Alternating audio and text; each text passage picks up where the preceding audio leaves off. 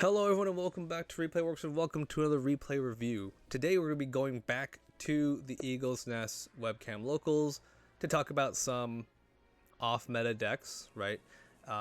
Just for reference, I do like looking at these lists and doing my usual replay review on decks that I have personal interest in because either A, there's something about it that amuses me that I can talk about, or B, I've wanted to give a deck a try, but I haven't had either the spark to test out the deck, or there's something like maybe I've overlooked when trying to build a deck, and when I see it on this locals, I do see the deck list and I do see that, hey, all right, this is worth a shot and I want to talk about it for sure. So we're not going to be covering stuff like blue purple today, or even red white. You might get a little bit of the O though, just a heads up. So bear that in mind, that again we're talking about fun decks that I believe are off meta, and I believe that these definitely deserve to be highlighted rather than me repeating the same words about blue purple and getting consequently bored talking about that deck. So with that being said, before we get into this, just a quick reminder: if you have not subscribed to the channel but you do enjoy listening to me talk, if you do enjoy listening about Gundam for half an hour or any other related video that I have on the channel, please give a like, subscribe to the channel. It really does mean a lot. I believe that we are on track to hit 500 this month, so big milestone. Definitely excited for that, and I definitely want to keep up the momentum since I'm definitely looking forward to GDO 4 and GDO 5 when that comes out. So I believe that there's a lot more to talk about in the coming weeks, and I'm excited for that. So now that out of the way, let's go ahead and take a look at some of the results, right? So this was a bit of a smaller tournament. We had 4 rounds, so just a heads up, I took anyone that was X2 and above, which is 7 people. But for the overall placements, we had first place the Lakuro Aggro, which is the name that I giggle for. I don't know why. It just sounds funny, Lakuro. I mean, it's Lock On and Amro combined, I know, but like it's just funny. Then we have blue white tempo, blue purple mid range, and then other I believe should be the red purple deck. It's not red white. It's red purple, where it was just like the usual Barbados and Tekadon packages with Lupus, and then you have all the burn cards. So it was a good take on purple red, right? We definitely are going to talk about Lakuro and blue white tempo, because that's slightly different from what I've seen with the other O decks. So definitely those two we're talking about, and then the third deck is I'll leave that to a little bit of suspense for that, right? Okay, so the color combinations for these 7 decks that I've taken a look are very, very fun to look at. It's a nice cavalcade of 6 different decks, but those blue purple decks, those had 2 different builds fundamentally. One was Impulse, and the other one was your usual blue purple. So 2 different routes essentially. So it's there's some diversity that's being played around. I definitely again want to emphasize off meta stuff, fun as hell to look at, fun as hell to play if you just need a break from playing your usual tournament deck or what have you, right? All right, now for the overall colors played, again, because of the spread, we have a pretty good spread, but the fun part is that in all these decks, there was somehow a consensus not to play white. Only one deck had white in it. Everyone else was running, basically aggro, which I find amusing. That, I don't know if people talk about the Discord or if there's like people who agree upon this beforehand, but I want to believe that everyone showed up to the tournament saying, nah, I don't want to play white today. I'll play anything else. So this is what we get. All right. Cool. So let's talk about Lakuro. Lakuro, I don't believe I've had a chance to formally explain this so far. Man, I hope I am correct. I've done so many of these. But this is basically the deck that replaced the 1 Year War aggro deck, right? No longer are you playing the Char, Zaku 2, or the regular Char stuff. You're playing Lock On Stratos with the Dynamis, right? Now, there are... Oh, I remember. Yes, there were 2 different builds for this one. Before, they used to play the big Dynamis, the 5/3 that had Breach, Looks like this one's playing the vanilla instead. So there are 3 different Dynamists that you could play. The 3-2 vanilla 3-3, the 4-3 2-4 LR from the star deck, which is the best one objectively, and then of course the 5-3 common from the booster set, which is 4-4. So those are the Dynamists that you can play with Lock-On. The fun part about Lock-On himself is that it's a 1-pair ability, so you don't actually need to be in Link. Just like with Amuro, it's a very generic effect where, in this case, Lock-On lets you attack something that's active, right? You generally want to pair it with the LR Dynamist because that has a Link bonus, which gives you huge stats, and it also has the ability to heal itself, which is, it means a lot when you can swing it 2-2, then heal off the 2 immediately, right? Now, the rest of this deck definitely plays the same as the 1-Year War decks that we've seen in earlier GD2 meta, right? We've got Gun Tanks, Angshas, Rickdoms, right? Those are the cards that help restabilize the field, especially when you can do certain trades with your 2-2s against like a Lifrit or a Rick Diaz. The Gun Tank, the Angsha is there to clean up from there. We have the Rickdom, which allows you to put a little bit of pressure for breaches, especially if they are playing Rick Diaz. It does trade into that and then will trigger breach. So as we see, white blockers around, having these cards is important just to be able to level the playing field. And then in this case, we have what? We still have 8. Yeah, we still have 8 vanillas. The fun part for me, that's amusing, is that they're playing 2 GM and 2 Hyzex. So I'm always amused when people are playing like not 4 of 1 vanilla and just like kind of split the vanillas ratios around. I want to get to a point one day where I'm gonna look at a deck list and we're gonna see 4 different blue 2-2 vanillas and then 4 different green blue 2-2 vanillas, right? So we're almost there. We're just gonna get more cards in the game. Of course, we have the regular Zaku 2 that's in every good green aggro deck because it's gonna hit for 3 AP, right? We have a gun cannon. So that one works with Lock-On and works with Amuro, right? It's not bad. If you do it with Lock-On, it becomes a 3-5, which is respectable stats. But you get to rest something that's 2, so. And then from here, we have the usual suspects for all the blue stuff, right? Of course, we have STO1 Gundam, and we have Amuro, right? Even with the Corsica Restrict, you get to play white base, which in my opinion is pretty much a lateral movement. It just means that if you get, if you get Corsicas in your hand and white bases in the shield, it's actually better. And if you get it vice versa, it's whatever, because you still have the second Corsica to make the tokens, the Leo tokens, and you have white bases, do whatever you want. If you can't tell, I don't really like the Corsica Restrict. I don't think it's like the most like vanilla toast thing that they could have done. But all right, not the place. So let's look at some stats. The fun part for all these aggro decks is you're gonna see the disproportional amount of units, because you gotta have units on board. You gotta go super wide, super early, as fast as possible, and then overwhelm your opponent from there. So 36 units. 8 pilots. I believe 8 pilots has always been like the standard now for aggro decks. You just pick the 2 that you like and just roll with it, right? 2 commands. In this case, you are playing blue, so Show Resolve is accessed, and that's probably the only command that you're gonna play. Whether you play 2 or 3, up to your discretion. And then 4 bases. Again, access to blue means that we get access to Corsica and white base, which are the only 2 options at this point for this type of deck, right? And then the average units per level, I always love looking at this. You're just playing a huge amount of level 2s.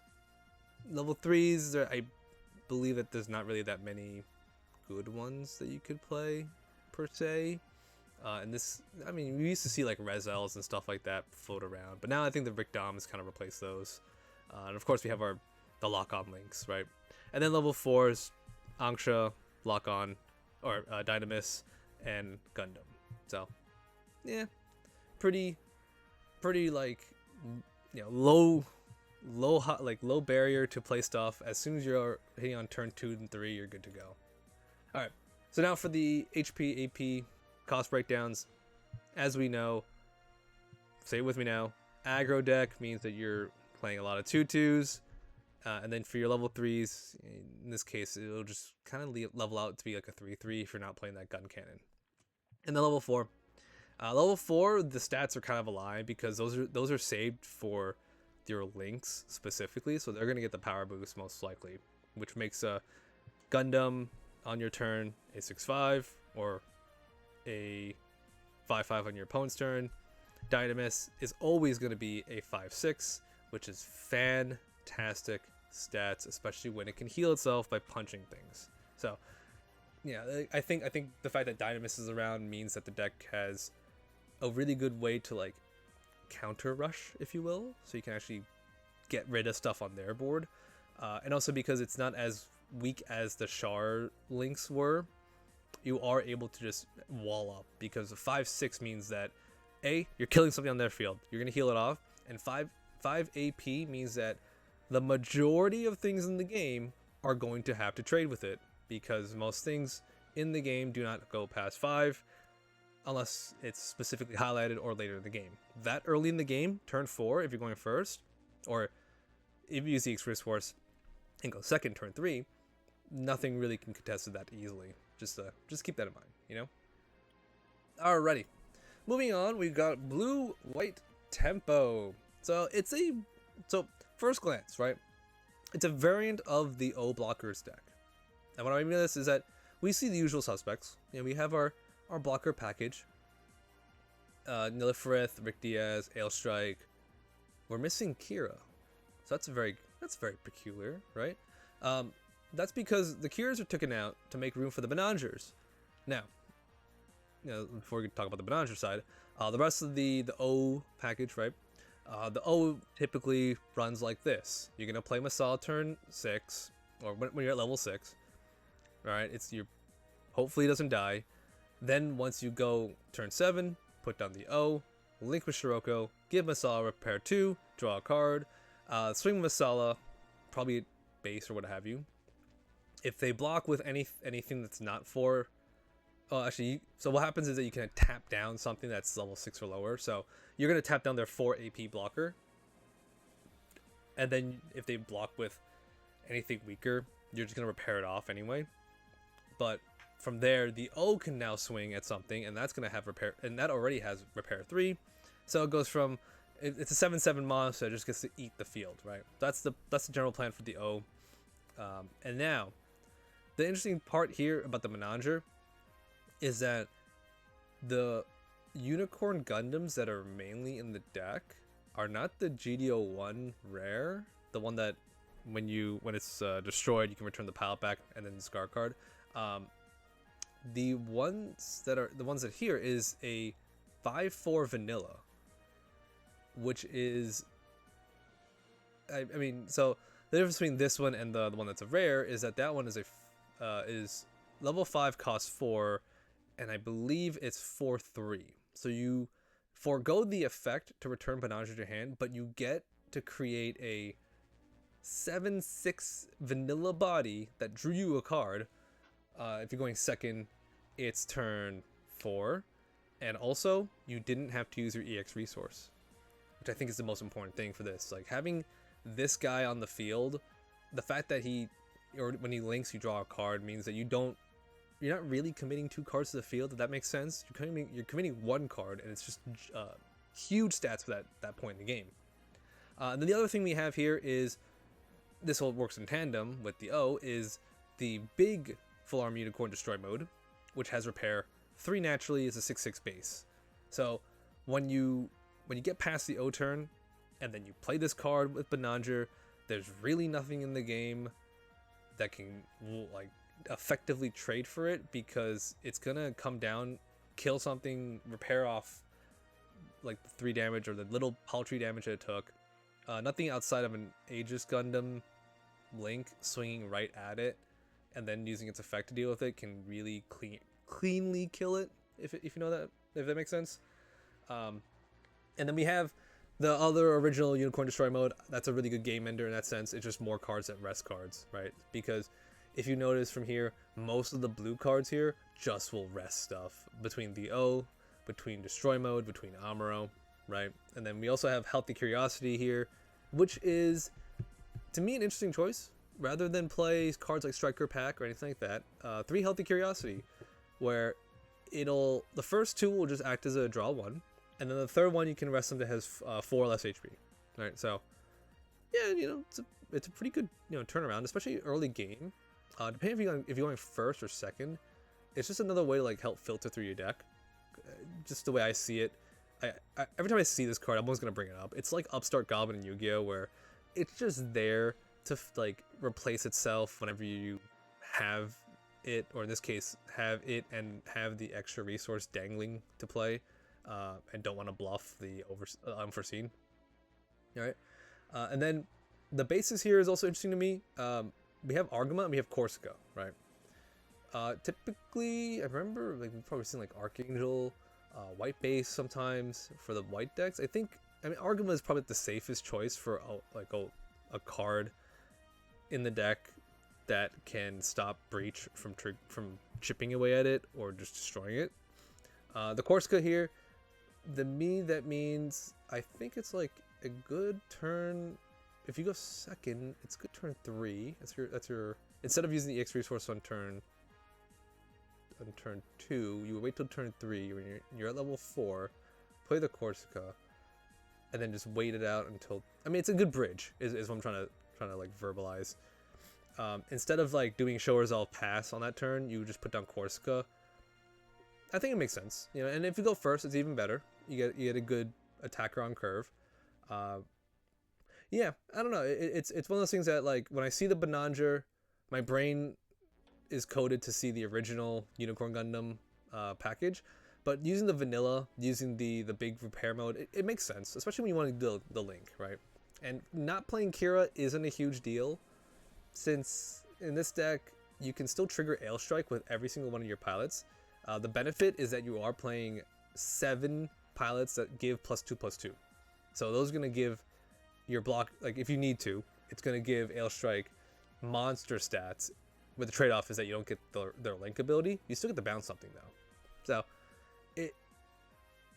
I would probably want to try this out with I played I played Unicorn blockers for a little bit on the channel.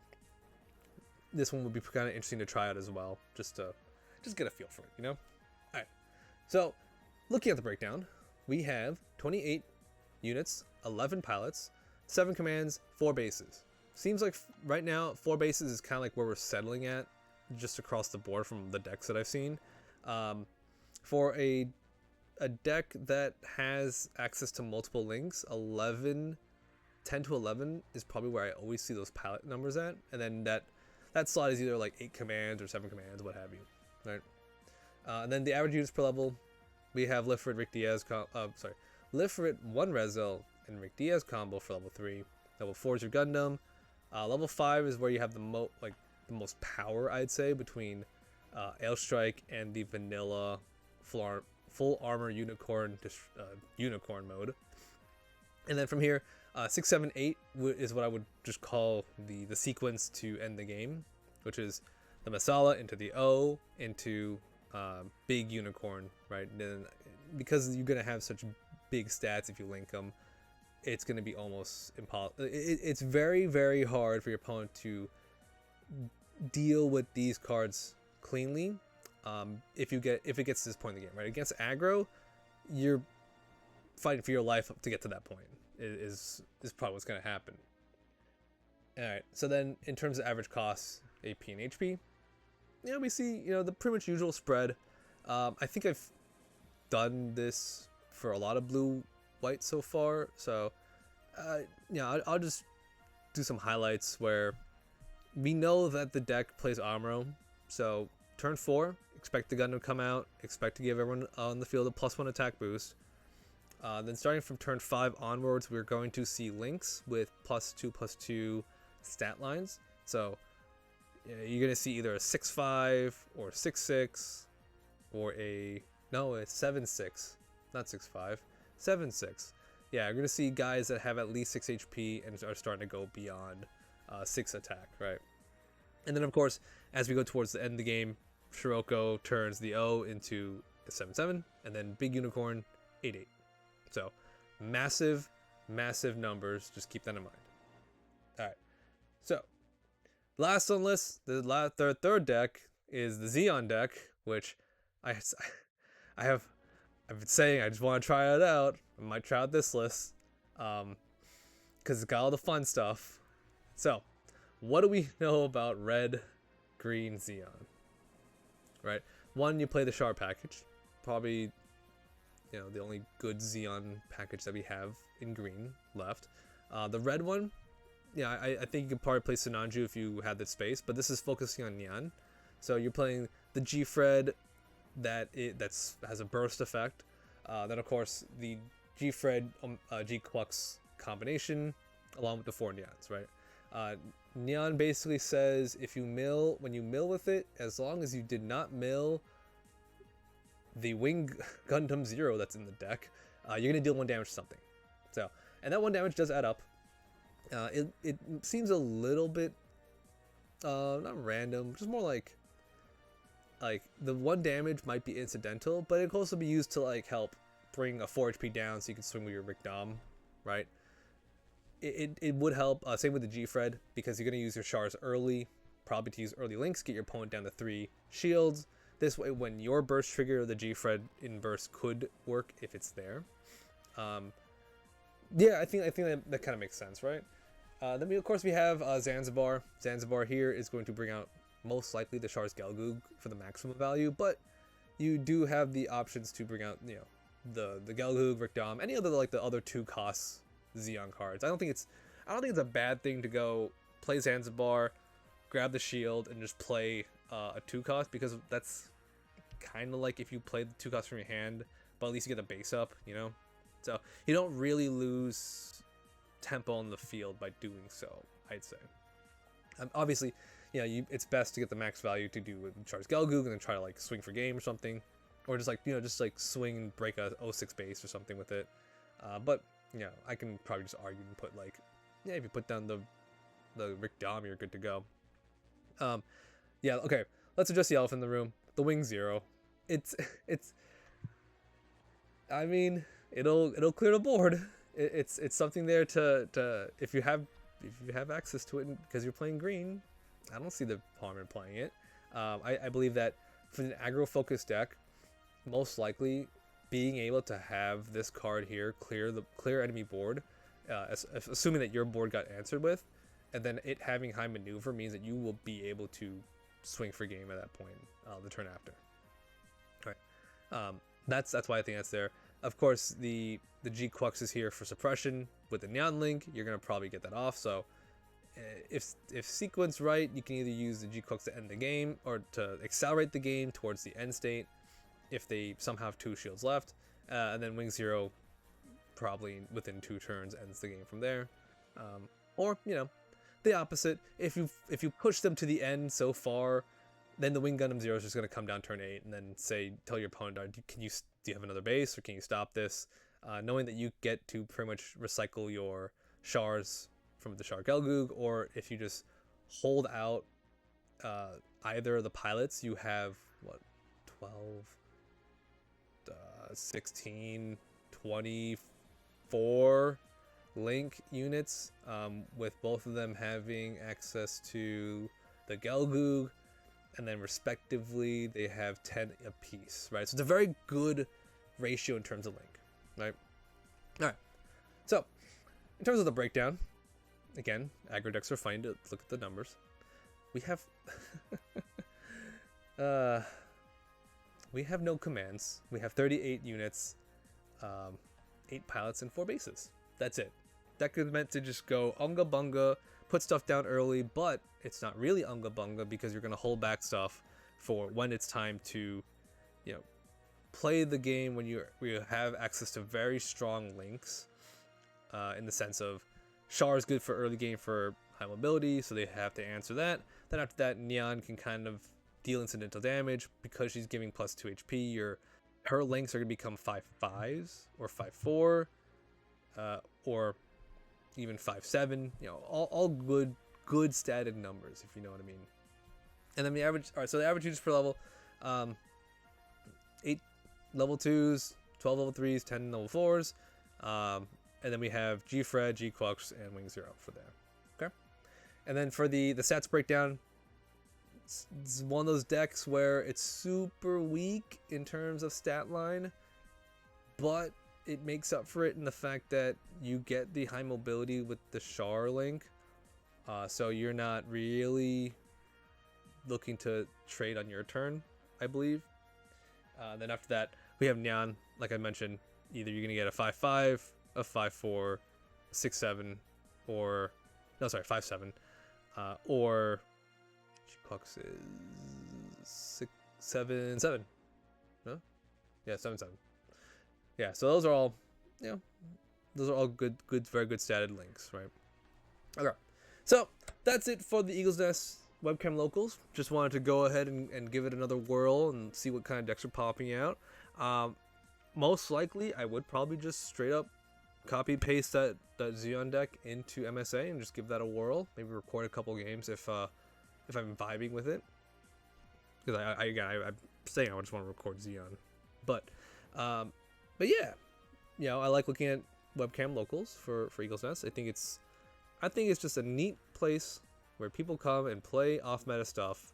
And like today, pretty much everyone said we're not going to play blockers like that, except for the one guy, right? So I do find it amusing, and I do like looking at the deck list. I definitely do. So if you have enjoyed anything or just made it through the end of the video, thank you for listening. We'll definitely see you in the next one. We're going to get back to doing more replay reviews as I get more interesting deck lists. So stay tuned for that. With that being said, thank you all for listening. We'll see you in the next one.